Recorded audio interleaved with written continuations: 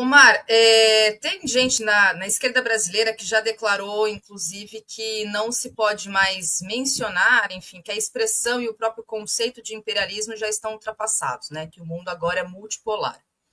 Mas eu queria saber da sua opinião, se você concorda com essa afirmação, e dada o que a gente está acompanhando aí com o Trump no seu segundo mandato, e aquilo que ele tem feito em relação à política externa, né? Sobretudo, em especial, a questão dos tarifaços, que isso influencia diretamente a economia brasileira, e como também o governo brasileiro, né? Enfim, o governo Lula tem a postura dele. Queria te ouvir sobre isso também, em relação aos ataques do Trump, né? As bravatas que possam ser, ou os possíveis tarifaços, e te ouvir sobre essas duas questões.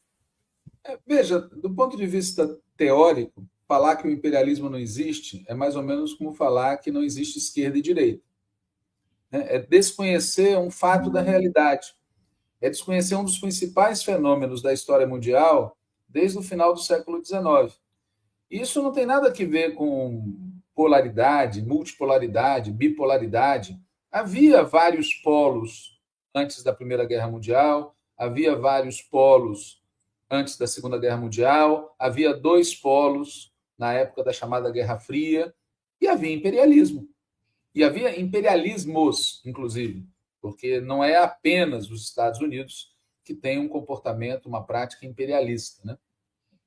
Do ponto de vista político, sustentar isso nos dias de hoje é, nem sei dizer, entendeu? Deve estar vivendo uma realidade paralela, onde o Trump é um socialista. Veja, o Trump é explícito, ele não tem nem mesmo aqueles cuidados hipócritas que alguns democratas nos Estados Unidos têm. Quando ele fala, ó, isso daí tudo é para proteger os Estados Unidos, make America great again, America first. O resto vem depois, bem depois. Aí não importa se é aliado a Dinamarca, o Canadá, não importa se é um país que merece respeito pela sua soberania, pela história, como o México, não importa se é o Panamá, se é o Brasil, não importa. America first, make America great again. Então, assim, é explícito que o Trump lidera não apenas um governo, mas um Estado imperialista, uma sociedade cuja classe dominante é imperialista. Nos Estados Unidos tem muita gente boa, a classe trabalhadora estadunidense tem gente de esquerda, mas o Estado nos Estados Unidos, a classe dominante nos Estados Unidos é imperialista, né? O que o Trump está fazendo? Um esforço imenso para recuperar o lugar dos Estados Unidos no mundo. Eles reconhecem que perderam esse lugar. E os números são chocantes. No final da Segunda Guerra Mundial, os Estados Unidos sozinhos respondiam por mais ou menos metade da produção mundial. Hoje respondem por menos de 20%. Então, eles perderam espaço mesmo. E não é apenas uma questão de volume de produção. Tem a ver também com liderança na batalha científico-tecnológica, em que a China e, em alguma medida, também a Índia estão bombando em áreas que os Estados Unidos estão perdendo. Isso significa que, olhando para o futuro, os Estados Unidos vão se tornar uma nação normal, e eles não aceitam isso, porque eles acham que eles são o povo escolhido de Deus, a casa na colina, tá certo? Eles acham isso. E, portanto, eles não aceitam ser normais, parte de uma comunidade. Não, eles querem liderar, leia-se, eles querem mandar nos outros para que os outros financiem a economia dos Estados Unidos. Esse é o ponto. O problema para o Trump é que, para fazer isso, ele tem que recorrer a um brutal protecionismo, ele tem que trazer de volta para os Estados Unidos as empresas estadunidenses que estão espalhadas mundo afora, ele tem que manter o dólar sendo a principal moeda da economia mundial, e tem que ter bala na agulha, ele tem que manter disposição de intervir militarmente se necessário for. É uma situação complexa, porque há outras posições na classe dominante dos Estados Unidos, há outras posições na sociedade estadunidense, e por isso, para poder ter hegemonia dentro dos Estados Unidos, ele criou um inimigo interno. Os migrantes, os trabalhadores migrantes, do mesmo jeito, guardadas as proporções, que na Alemanha nazista, o Hitler criou uma conspiração que era, olha só, uma conspiração judaico-bolchevique, porque era tudo misturado, né? Os comunistas e os judeus eram amarrados num pacotinho e eram apresentados como inimigos da Alemanha. Os migrantes cumprem este papel. Não tem nada a ver com economia. Tem a ver com disputa política.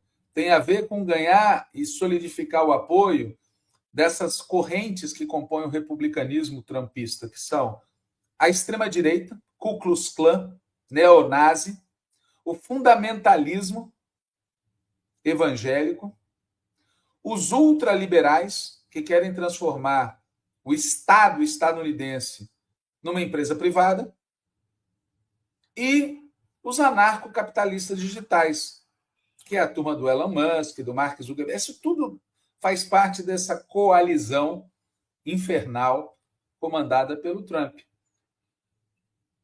A batalha que ele está desenvolvendo no âmbito comercial é uma guerra de tarifas que lembra o que aconteceu pré-Primeira Guerra e pré-Segunda Guerra Mundial. Ele está tendo êxito nessa batalha porque vários países estão tentando negociar ao invés de enfrentar. Aqui no Brasil, por exemplo, tem gente no governo que acha que o Trump está blefando, que a gente não deve levar a sério, que ele é um fanfarrão. Eu discordo totalmente dessa visão. O Trump está falando sério. Ele joga o sarrafo da negociação lá em cima para obter o máximo possível, mas ele não está blefando.